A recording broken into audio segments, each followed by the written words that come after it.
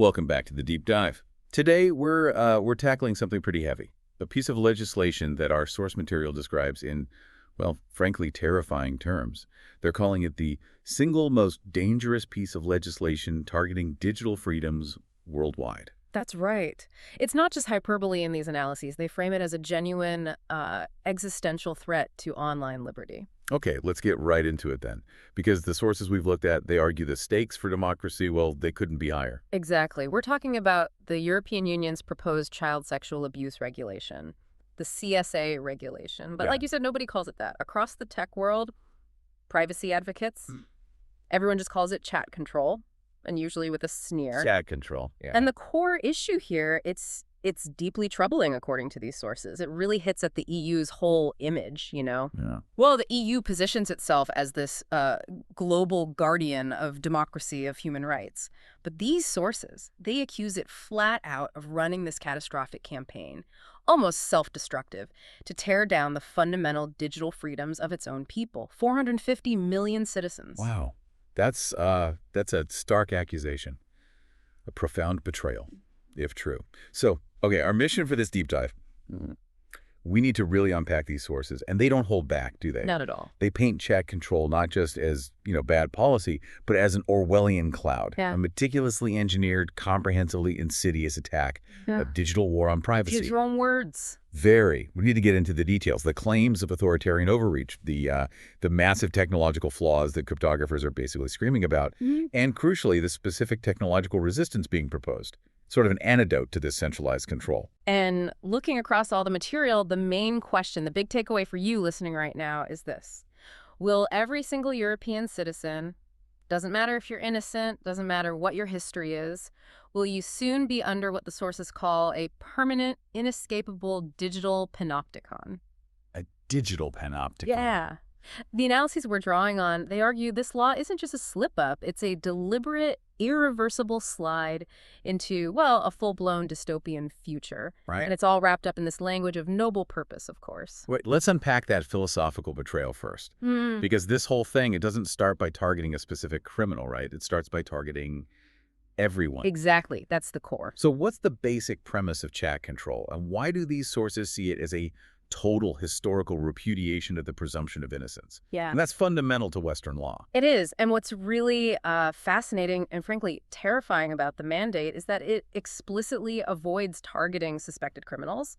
It completely bypasses any need for probable cause. No warrant, not even, individualized suspicion. So no reason needed. No reason needed for the system to watch you. Instead, it demands mandates. Systemic, indiscriminate, pervasive monitoring of all private digital communications, everyone, every user. Think about that scope. It's staggering. This isn't targeted law enforcement, not even close.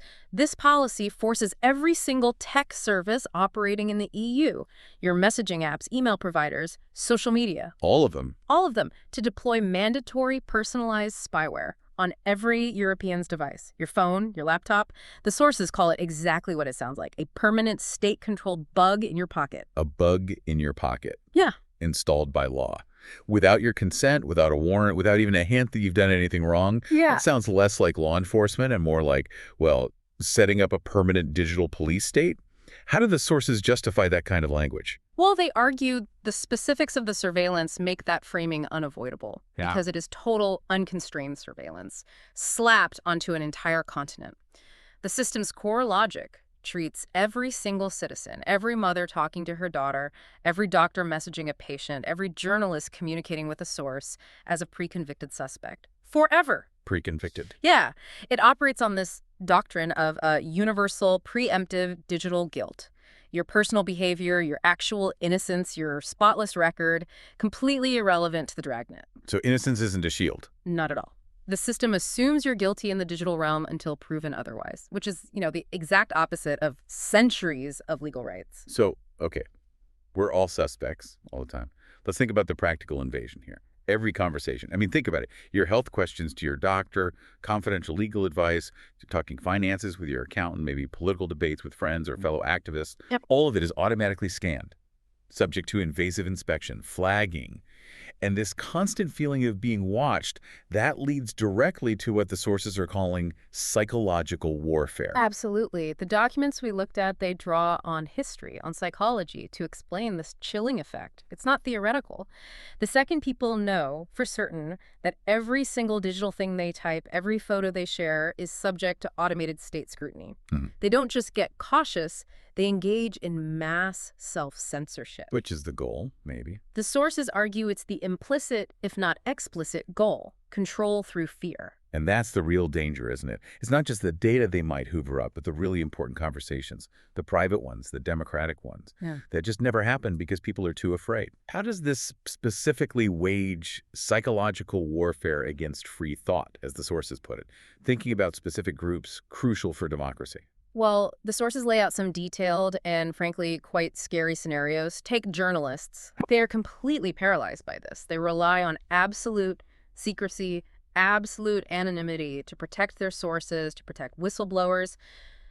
If a journalist's phone is running state-mandated spyware, that trust is gone. Instantly destroyed. So whistleblowing just stops or becomes incredibly dangerous. Lawyers, their ability to give privileged advice is totally compromised. How can you discuss sensitive legal strategies, maybe against the state itself, or complex financial details if you know an algorithm might flight it? Right. The core functions are broken. And beyond those professions that rely on that kind of privilege, what about, just ordinary people organizing, civil society, political opposition? It hits everywhere. Doctors messaging patients about sensitive health issues. Suddenly, telemedicine feels unsafe. Patient confidentiality is breached just by using a standard messaging app. And maybe most critically for democracy, activists, political dissidents, even just groups discussing controversial policies, they're effectively shut down.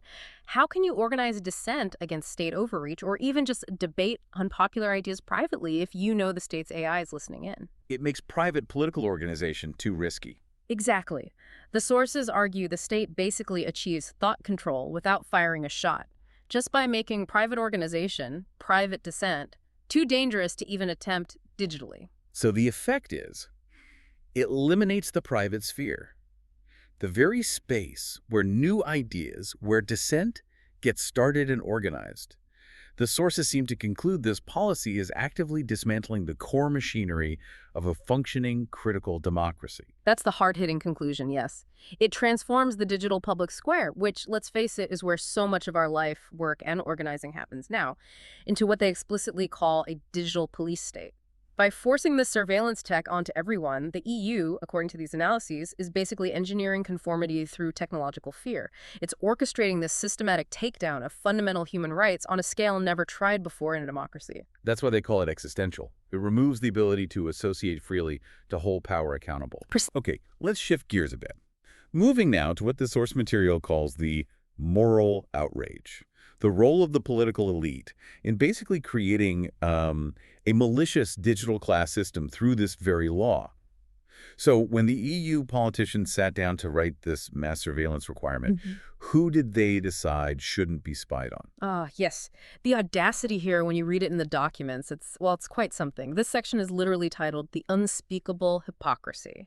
Because in crafting the regulation, EU politicians specifically, carefully, wrote in exemptions for themselves. For themselves. Yes, under rules for professional secrecy. They basically built a legal fortress around their own communications. Wait, let me get this straight. They draft a law that says their communications, their political chats, their professional dealings, maybe even personal stuff, that's all worthy of absolute unwavering privacy and security. They made sure they were safe. That's exactly what the sources state. They declared their own communications sacrosanct.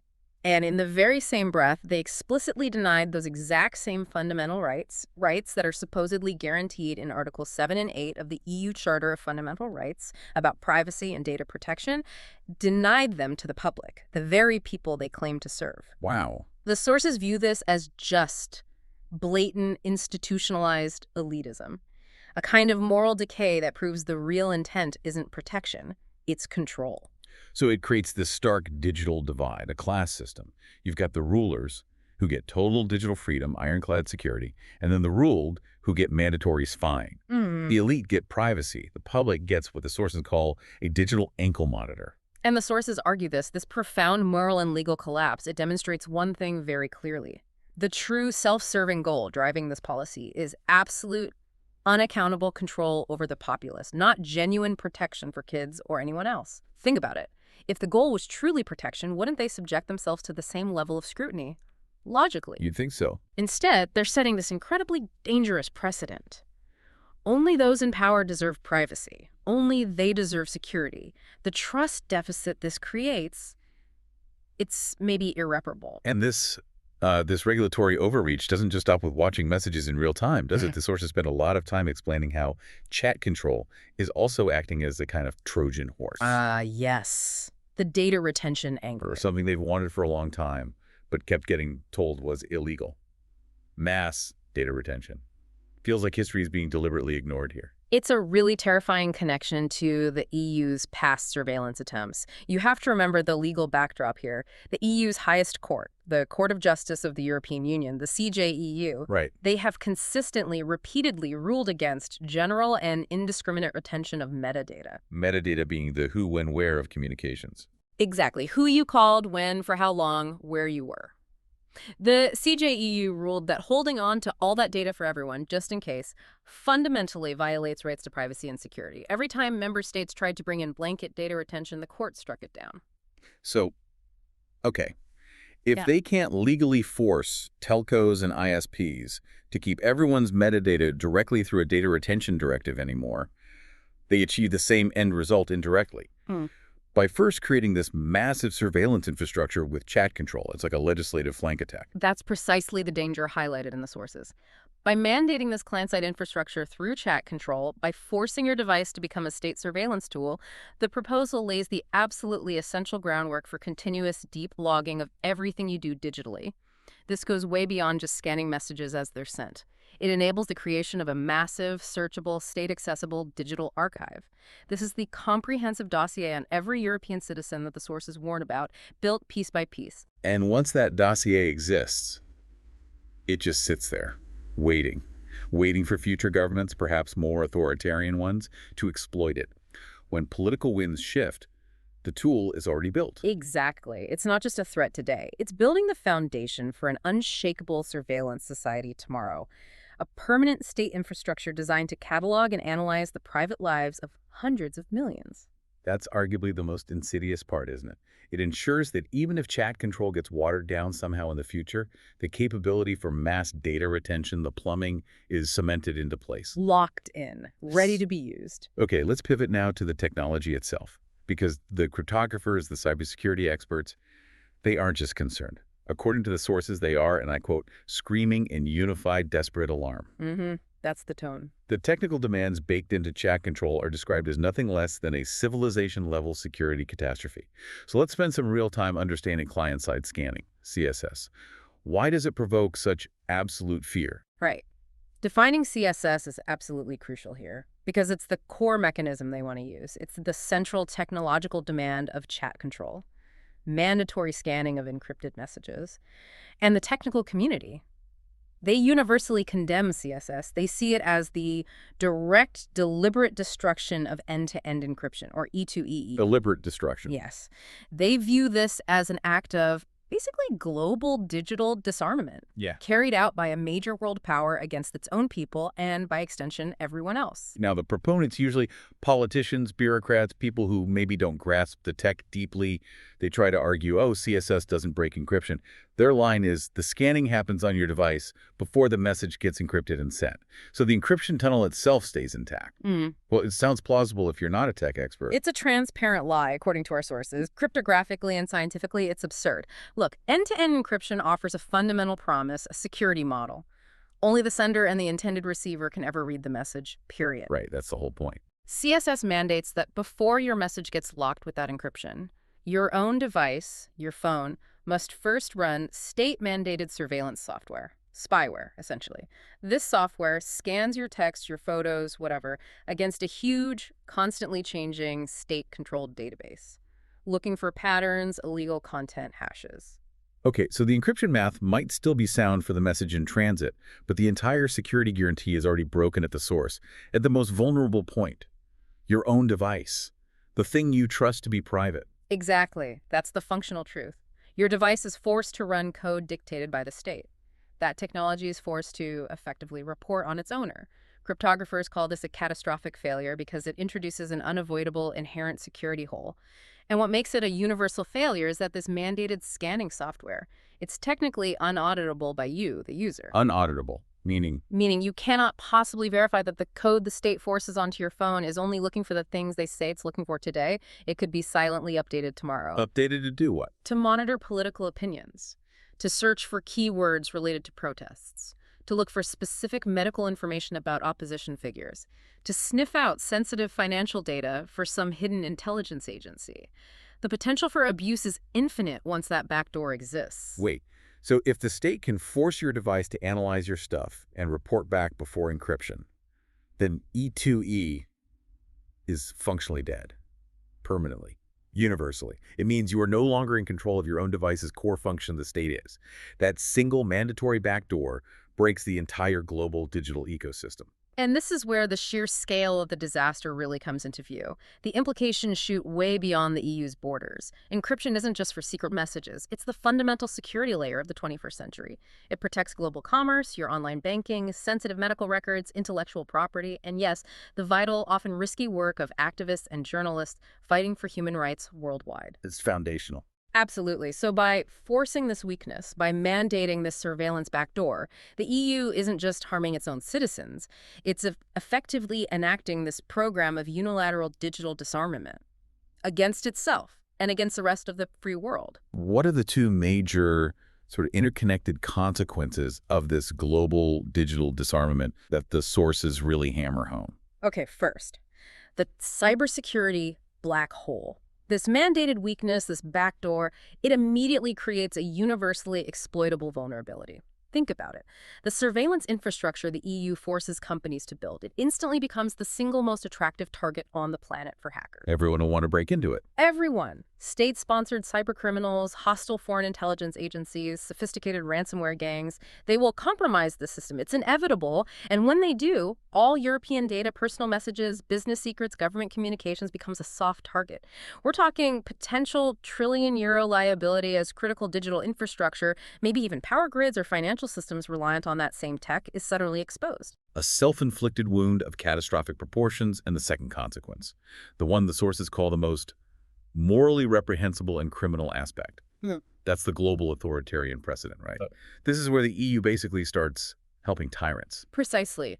This is maybe the most damning indictment. When tyrannical regimes think Beijing, Moscow, Tehran want to demand backdoors into encrypted apps like Signal or WhatsApp. Which they already do. But now they won't have to rely on shaky legal justifications anymore. They will simply point to the European Union. They'll say, look, the great democratic EU does it. They mandate scanning. Why shouldn't we? So the EU provides the blueprint. The EU, the supposed global standard bearer for human rights and democracy, effectively becomes the world's leading legitimizer of digital oppression. It hands dictators the perfect excuse, the perfect rhetorical shield to crush dissent, jail journalists, persecute minorities. That completely flips the EU's global image on its head, from defender of rights to enabler of tyranny. And this technological and moral meltdown, it has immediate economic fallout too, right? We're seeing pushback from major tech companies. Oh, absolutely. The reaction was swift and predictable. Secure communication providers, most notably Signal, they've stated publicly, unequivocally, they would rather pull their apps out of the entire European market. Leave the EU completely. Completely withdraw entirely, rather than comply with this security-shattering mandate. They refuse to break their own security model. And that signals a potential imminent, massive exodus of innovative, privacy-focused tech companies from Europe. The message sent to the global tech sector is just chillingly clear. Europe prioritizes state control, bureaucratic whims over market trust, user safety, and the basic requirements of digital security. This threatens to absolutely cripple the EU's digital economy and leave its own citizens stuck with less secure, less private platforms. Okay, let's pivot back to the core justification used to sell this whole thing. Child protection. It's a powerful emotional argument. But our sources, they call this justification a cynical, manipulative, and ultimately cruel shield. Why? Why would they claim this policy is actually bad for the very children it claims to protect? Because, according to the experts cited, the strategy itself is demonstrably ineffective. Worse, it actually makes children less safe by weakening the security net for everyone online. The first massive point of failure is the inevitable ruinous flood of false positives. False positives, meaning innocent stuff gets flagged. Constantly. These automated scanning systems, they rely on pretty shaky AI, on static image hashing. They were utterly incapable of understanding human context, intent, artistic nuance, sarcasm, medical necessity. They are, as the sources put it, inherently prone to catastrophic error when trying to parse the sheer volume and complexity of human communication. So what does that torrential flood of false positives actually look like on the ground? What's the real-world damage? It means countless innocent people get targeted, careers potentially destroyed, and law enforcement agencies, they get completely overwhelmed, drowned in baseless reports. Think about the noise this creates. Give us some examples. The systems will flag art history homework that includes pictures of classical nudes, private medical scans shared between a patient and doctor, photos of sculptures from a museum visit, maybe even just jokes between friends that use certain keywords out of context. The sources stress this isn't just a minor issue, it's political theater, implemented with staggering technical incompetence, creating a continent-wide crisis of false accusations. And all that noise, it just drowns out the real signal, doesn't it? Investigating all those false flags must consume enormous amounts of time, drain already stretched police budgets. Exactly. And it pulls critical human resources trained officers, social workers, forensic experts away from focusing on genuine threats. The actual cases that need human judgment, empathy, real investigation. Precisely. The EU, according to this analysis, is choosing to pour resources into a flawed, noisy technological machine instead of investing in necessary human intervention. It guarantees that real cases of abuse get buried under this mountain of false alarms generated by the tech. And that leads straight to the real betrayal here. Ignoring the proven solutions, the things that do work, in favor of this digital sledgehammer approach. Okay, let's challenge that assumption then. If chat control is so destructive and ineffective, what are the proven effective solutions that the sources say are being deliberately ignored? Well, experts consistently stress that mass surveillance is just a failed strategy. It chases quantity, generates noise, and misses the real targets. The sources identified two critical failures in the EU's approach. First, the failure to enforce existing legislation. It's not like the EU lacks laws. It has comprehensive legal tools already on the books. Think Directive 2011-93 EU on combating child abuse, or the more recent Digital Services Act, the DSA. The DSA already covers illegal content online, right? Exactly. The DSA mandates strong measures for tackling illegal content, requires platforms to act diligently, improves reporting mechanisms. The legal framework is largely there. The failure isn't the law itself, it's the lack of political will, the chronic underfunding to actually enforce it properly, to give authorities the resources they need to use the tools they already have. That's the first betrayal. So, step one, actually use the laws you already have that work. Don't write terrible new ones that violate rights. Yeah. Okay, what about structural reforms? Things that might actually help children. Well, that's the second and arguably most important betrayal. The failure to address the real glaring problem on the ground, which is chronic underfunding. Underfunding for social services, for victim support hotlines, for police departments that are already drowning in caseloads they can't possibly handle. Genuine protection, the experts argue, comes from investing in education, awareness campaigns, preventative social work, and properly trained human investigators who can build trust in communities, follow leads intelligently, and exercise judgment. So, putting it bluntly, the EU is choosing the easy-looking authoritarian path, state control, mass surveillance, because it's easier than the hard, necessary work of fixing the system.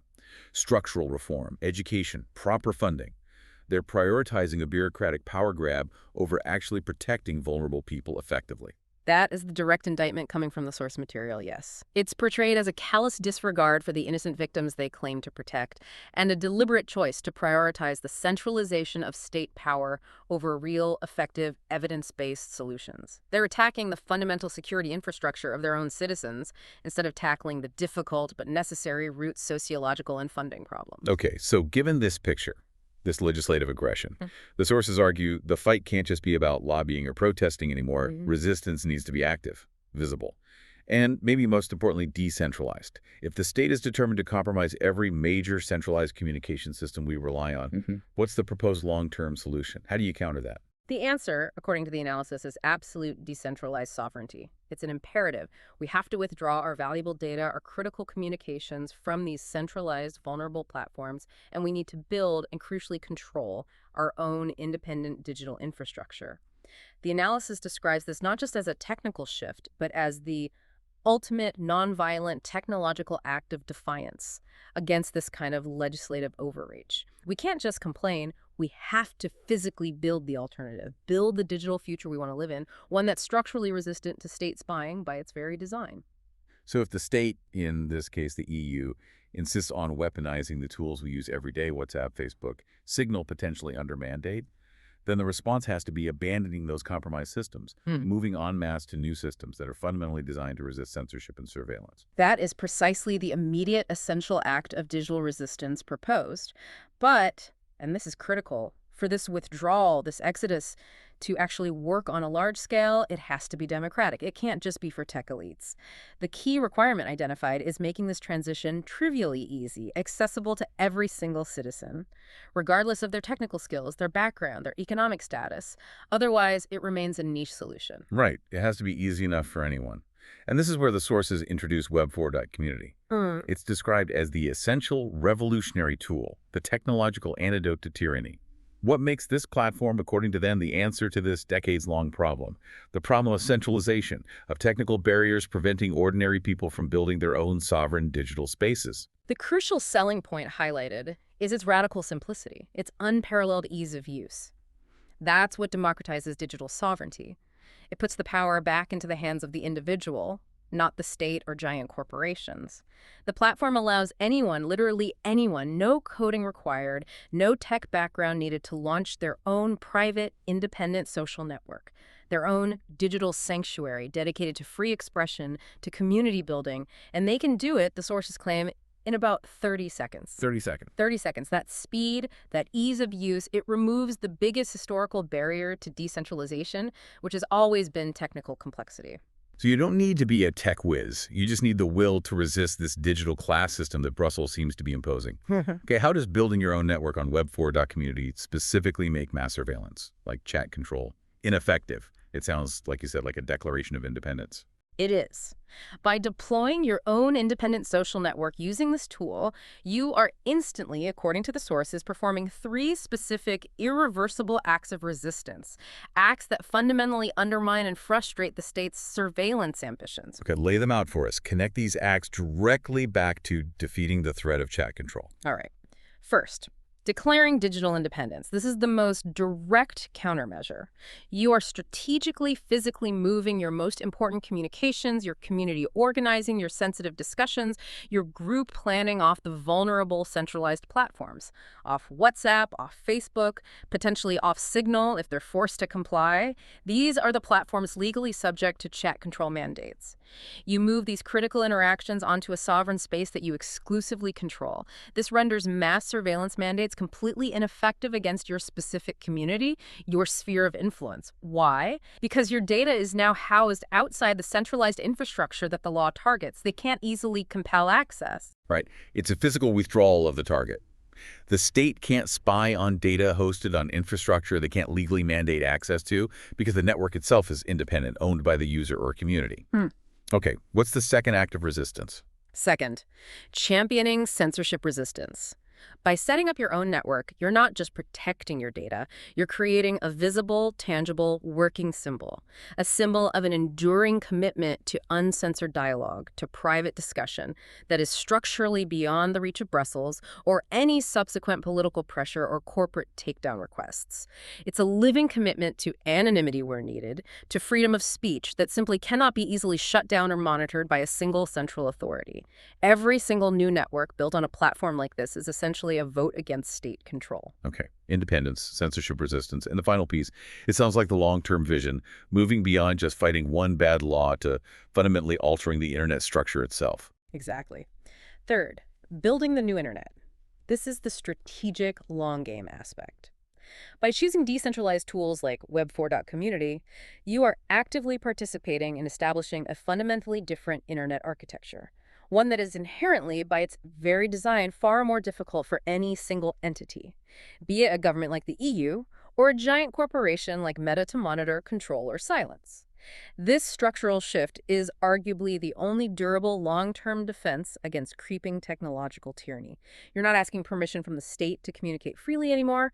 You're actively building a parallel digital society, a society of the free, creating a new digital reality that is censorship resistant by its very nature.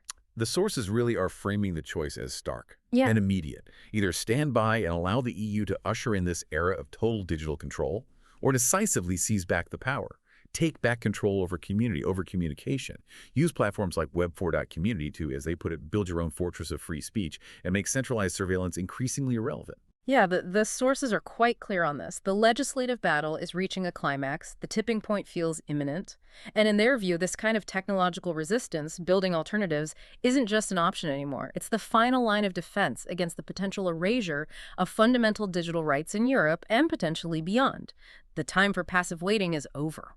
Hashtag outro. Wow. This has been a powerful and frankly deeply concerning exploration today. We've seen chat control framed through the lens of our sources as a profound institutional betrayal, rooted in what they call unspeakable hypocrisy. Mm-hmm. We've seen it described as a technological catastrophe, one that potentially shatters global security through the mechanism of client-side scanning, A self-inflicted wound, really. and ultimately portrayed as a cynical, manipulative policy, one that actually fails its stated goal protecting children by prioritizing bureaucratic noise and control over genuine, effective protection. It seems clear reading these analyses that the fight against chat control isn't just another policy debate in Brussels. It's framed as a fundamental fight for the future of democratic life itself, a fight for our most sacred rights: privacy, security, freedom of expression. And the sources really conclude that this attempt by the EU to normalize the idea that your privacy isn't an inherent right, but merely a temporary concession from the state, well, that normalization is dangerously accelerating. This legislation really tests the core principle of digital sovereignty, doesn't it? It really does. That feels like the absolute core of the dilemma. And then maybe that's the final thought we should leave you, the listener, with today. It builds directly on that warning from the source material. The warning that privacy is being reframed as a temporary privilege granted by the state, not an inalienable right. The sources say the battle is raging, and the front line is essentially your digital life. So if privacy is no longer treated as an inalienable right, but becomes just a temporary concession, something the state grants you in return for some vague promise of security, then the really chilling question that follows from this whole deep dive is this: what is the next piece of personal freedom that will be demanded and inevitably taken away in the name of security? Something profound to mull over as you consider this ongoing fight for digital sovereignty. We'll see you next time on The Deep Dive.